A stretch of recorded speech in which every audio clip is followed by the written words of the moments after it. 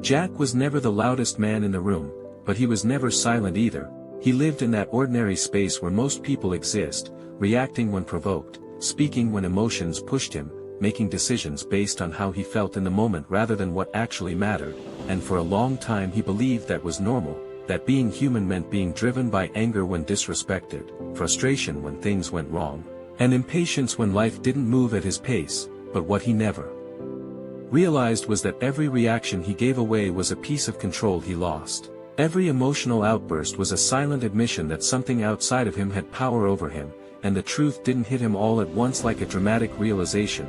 It came slowly, almost quietly, building in the background of his thoughts until one day it became impossible to ignore, because he started noticing a pattern that made him uncomfortable in a way he couldn't explain at first. He noticed how easily his mood could be shifted by something small, how a single comment could sit in his mind for hours, how a delay, an inconvenience, or a minor problem could completely throw off his focus, and the more he observed it, the more it started to bother him, not because of the situations themselves, but because of what they revealed about him, that he wasn't as in control as he thought he was, that his reactions were automatic, predictable, almost programmed, and once he saw it clearly, he couldn't unsee it. And that's when the thought hit him with a weight that stayed long after the moment passed: if something so small can control how I feel, how I think, and how I act, then I'm not in control of my life at all.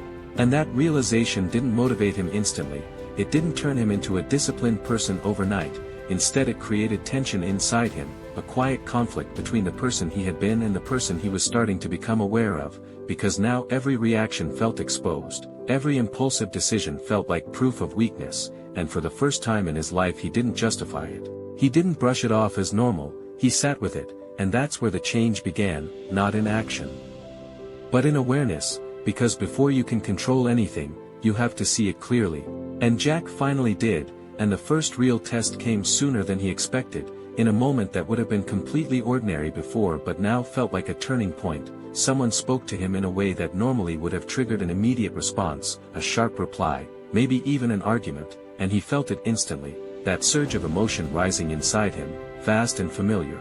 His mind already forming words before he consciously decided to speak, his body preparing to react the way it always had, but this time something different happened. There was a pause, small but powerful, a gap between the feeling and the action. And in that gap he became aware of a choice he never noticed before.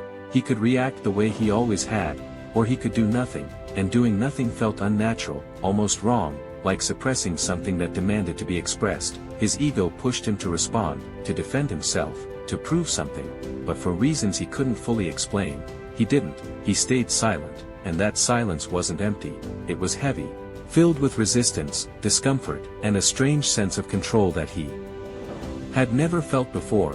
And as the moment passed, something shifted inside him, not dramatically, but enough for him to notice, because for the first time he had interrupted his own pattern. He had broken the automatic chain between emotion and reaction, and that small victory didn't look like much from the outside. No one praised him, no one even noticed, but internally it was significant, because it showed him that control was possible, that he wasn't completely at the mercy of his impulses. And that realization sparked something deeper, not motivation in the usual sense, but curiosity, a desire to explore this control further, to test it, to see how far it could go. And so he started small, not with grand changes or unrealistic discipline, but with simple acts of restraint. He began to watch himself more closely, noticing when he wanted to react, when he felt the urge to escape discomfort, when he reached for easy distractions instead of staying focused, and each time he tried to create that same pause, that space between feeling and action. Sometimes he succeeded, sometimes he didn't, but even the failures were different now because he was aware of them. He wasn't acting blindly anymore, and that awareness alone started to change him. Because when you see your patterns clearly, it becomes harder to justify them, harder to pretend they're not there, and over time those small moments of control started to build, not quickly, not perfectly, but consistently enough to create a shift in how he moved through his life. He began choosing silence when speaking would have been easier, choosing patience when frustration would have been natural, choosing discipline when comfort called him the loudest, and none of it felt good in the beginning. In fact, most of it felt uncomfortable, even exhausting. Because he was going against habits that had been built over years, and habits don't disappear quietly, they resist, they push back, they try to pull you into what's familiar, and there were moments when he almost gave in, when reacting would have been easier, when quitting would have felt justified, but each time he held back, each time he chose control over impulse, something inside him strengthened, slowly but surely, like a muscle being trained under resistance, and what surprised him the most wasn't just the internal change, but how the world around him started to respond differently. People who once expected quick reactions from him began to hesitate. Unsure of how he would respond, conversations changed because he wasn't feeding them the same energy anymore, conflicts dissolved because he refused to engage in them, and without trying to, without forcing it, he became someone harder to read, harder to influence, and that unpredictability created a quiet kind of power, not loud or aggressive, but controlled and deliberate. And for the first time he understood something that most people overlook, that power doesn't come from dominating others. It comes from mastering yourself, because when you can't be provoked easily, when your emotions don't dictate your actions, when your decisions aren't based on temporary feelings, you become something rare, something steady in a world that is constantly reacting, and that steadiness is what makes you dangerous. Not in a destructive way, but in a way that commands respect without demanding it, because you are no longer easy to control, and as weeks turned into months, Jack's transformation deepened, not into perfection, but into awareness and control that most people never reach. He still felt everything. The anger, the frustration, the impatience, the doubt, but now those feelings passed through him without taking control of him. They became signals instead of commands, information instead of instructions. And that changed everything, because now he wasn't fighting himself, he was guiding himself, choosing when to act, when to wait, when to speak, and when to remain silent, and in those choices he found a level of clarity that he had never experienced before, a sense of direction that didn't depend on how he felt in the moment. And one night, sitting alone with his thoughts, he realized just how far he had come, not in achievements or external success, but in something far more important. He had gained control over the one thing that shapes everything else, himself, and that realization didn't make him arrogant. It made him focused, because he understood that this wasn't something you achieve once and keep forever. It was something you practiced daily, something that could be lost if neglected, something that required constant awareness and effort. But now he also understood the reward, that a man who cannot control himself will always be controlled by something else, by people, by emotions, by circumstances.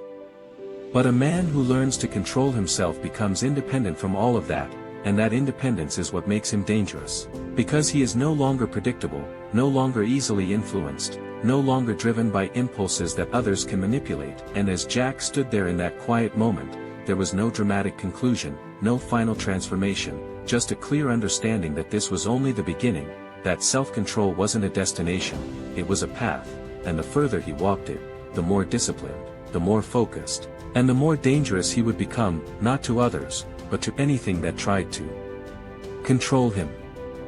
Control is easy when nothing is at stake. When the world is calm, when people behave the way you expect them to, when life moves without resistance, it feels natural to stay composed.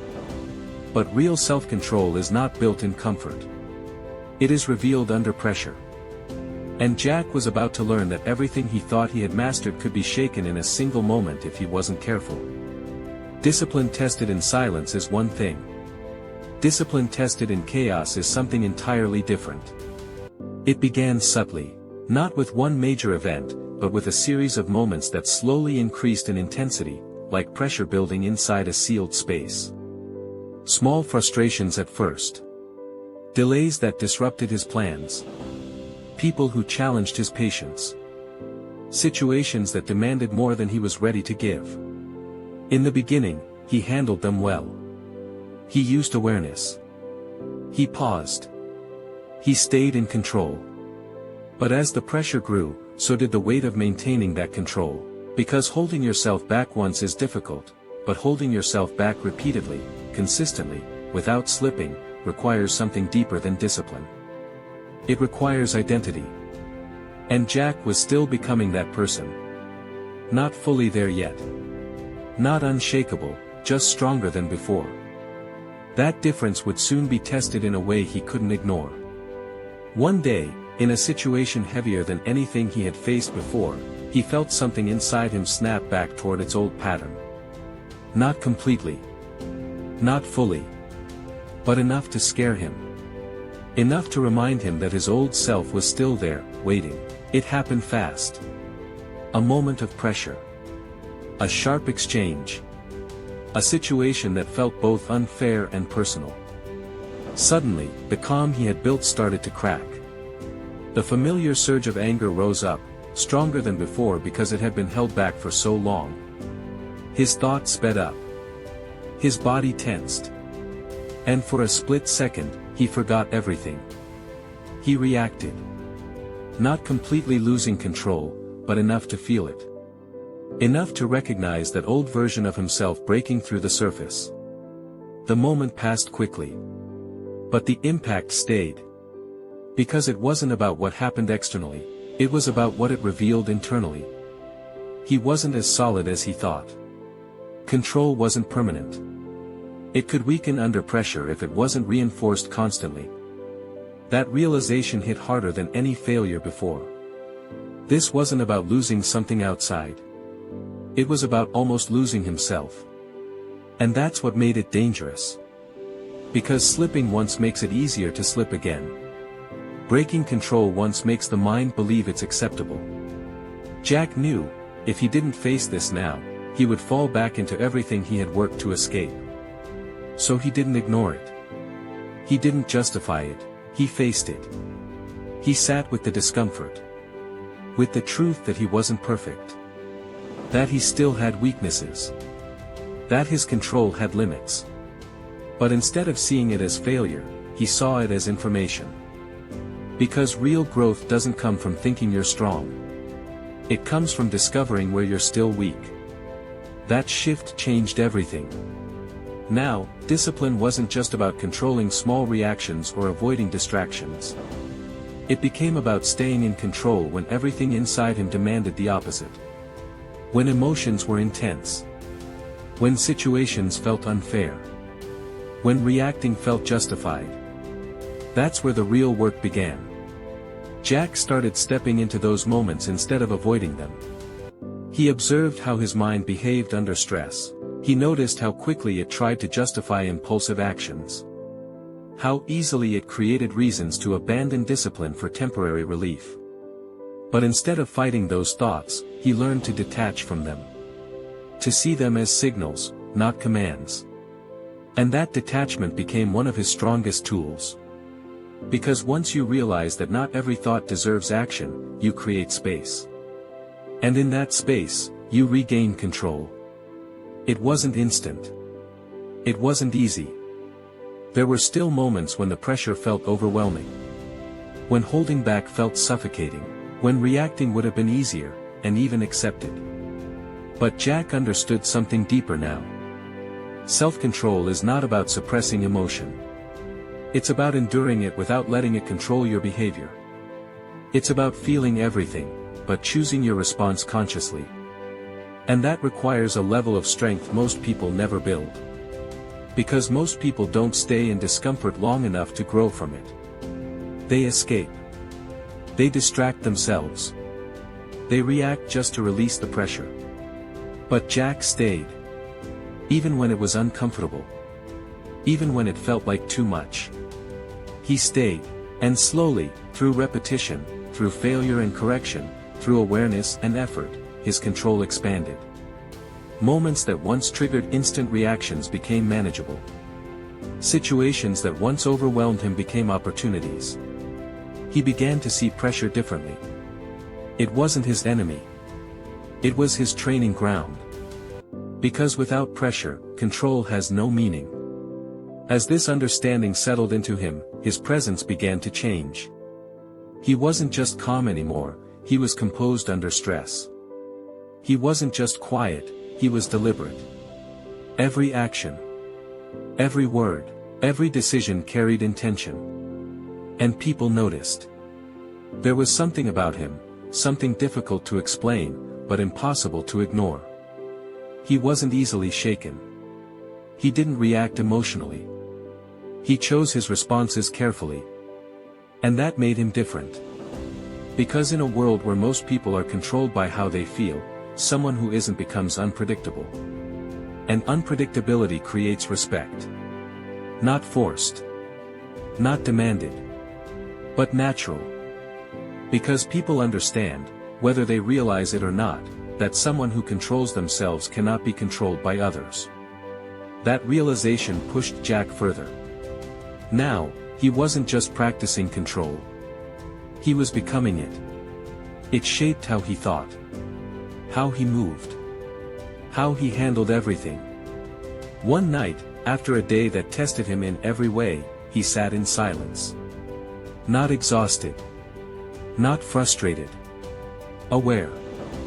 Aware that despite everything, he hadn't broken. He hadn't reacted impulsively. He hadn't lost himself. And in that moment, something shifted. Not just control, but confidence in that control. Not arrogance.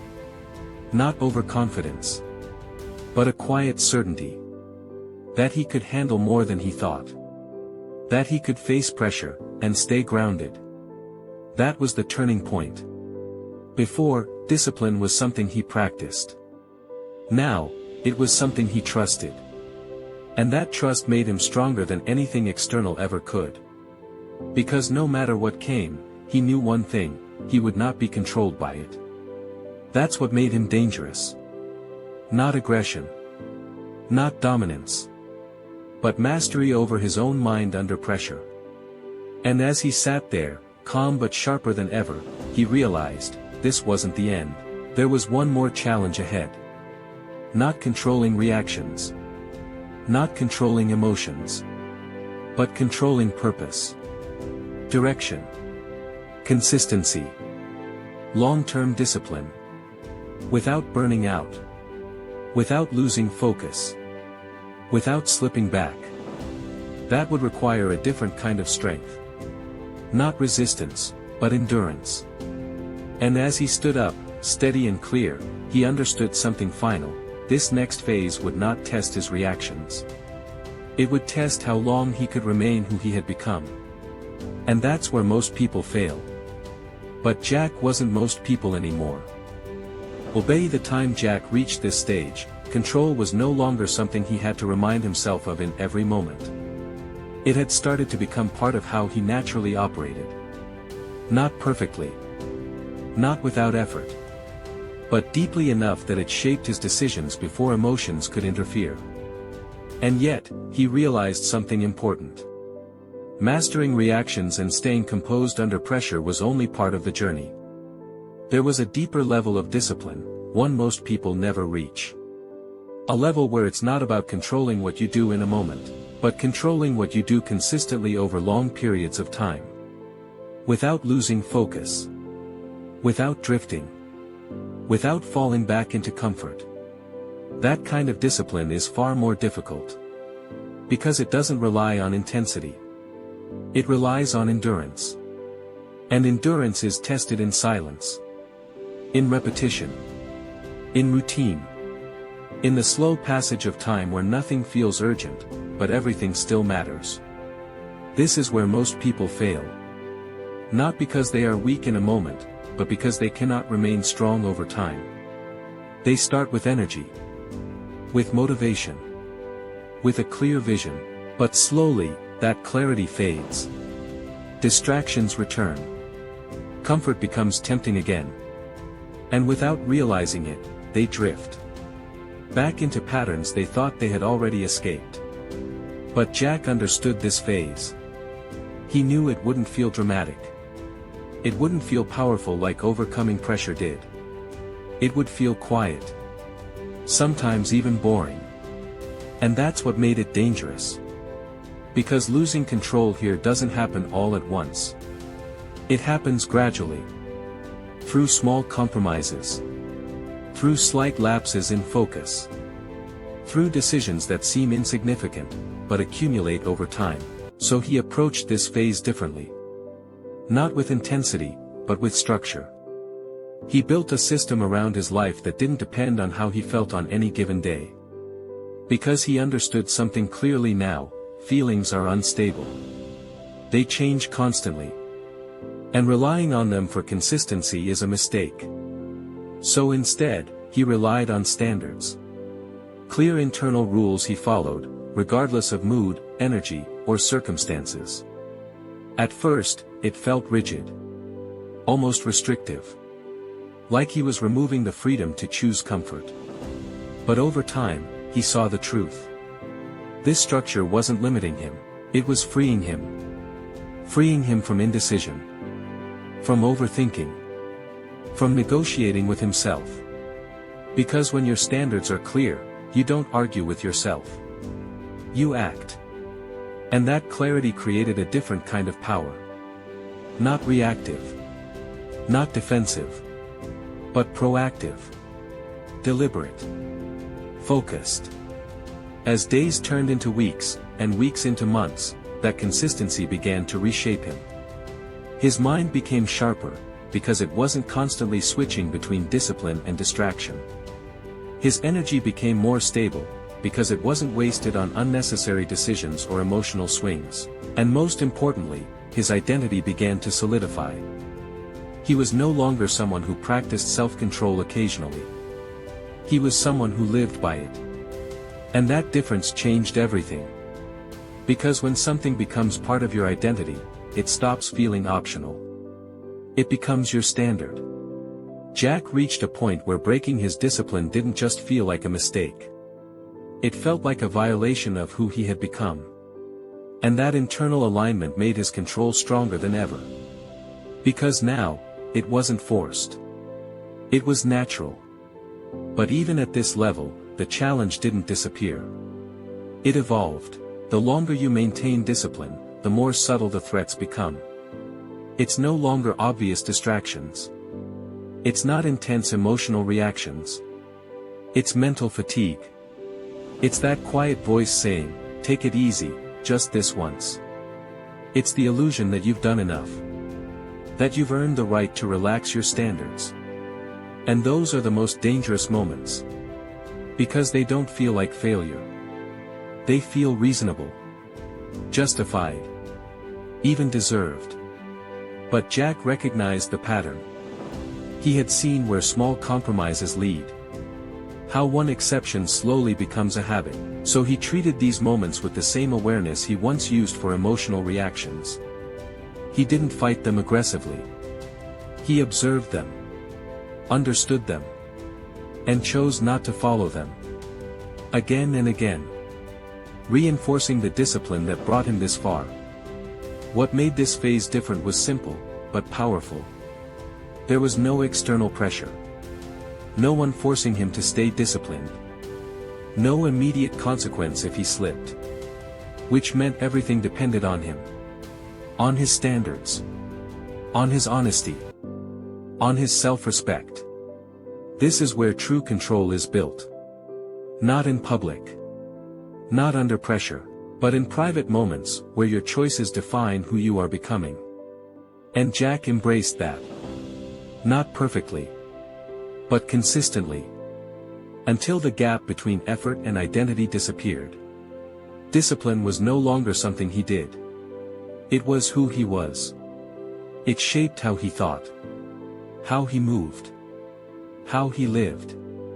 And that transformation created a presence that was impossible to ignore. Not because he demanded attention. But because he didn't need it. Not because he tried to prove anything. But because there was nothing left to prove. His control spoke for itself. In the way he handled situations. In the way he stayed steady, no matter what happened. In the way he made decisions, without hesitation. People noticed. Even if they couldn't explain it. They could feel that he was different. Not easily influenced. Not emotionally driven. Operating on a different level of discipline and awareness. Quiet. But powerful. And in one of those rare moments of reflection, alone, without distraction, Jack looked back at his path. Not with pride. Not with arrogance. But with clarity. What he had built wasn't temporary. It wasn't dependent on motivation. Or validation. It was stable. Something that would remain, as long as he honored it. And in that moment, he truly understood what it meant to become dangerous through self-control. It wasn't about being feared. It wasn't about dominating others. It was about being unshakable. Independent from impulses. From distractions. From anything that could pull you off your path. It was about becoming someone who cannot be easily influenced. Someone who acts with intention, not reaction. Someone who maintains focus, no matter the circumstances. That kind of control is rare. Not because it's impossible. But because most people never stay committed long enough to reach it. They stop when it gets difficult. When it becomes repetitive. When it stops feeling exciting. But Jack didn't stop. He continued. Step by step. Day by day. Building something most people only talk about, but never achieve. And when he finally stood up from that moment of reflection, there was no dramatic ending. No final declaration. Just a quiet understanding. This is who he was now. A man who had faced his impulses. His emotions. His weaknesses. And instead of being controlled by them, he had learned to control himself. And that is what made him truly dangerous, not in a way that threatened others, but in a way that made him unstoppable. Because a man who has mastered himself cannot be broken by anything outside of him.